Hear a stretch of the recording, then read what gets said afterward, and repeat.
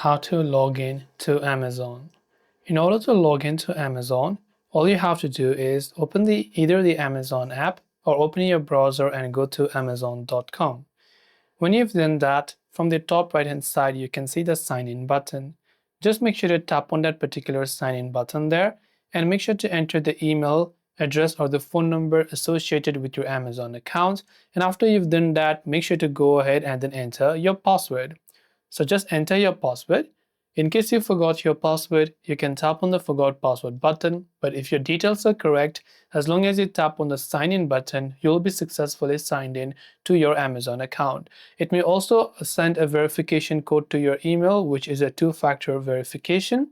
So you have to wait and see if you receive the email from Amazon, and you can just copy the code and then you can come back and you can simply paste the code. Once done, you can tap the submit code button to successfully sign into your Amazon account. This way you can go ahead and then sign into your Amazon. Hope this video helped you out.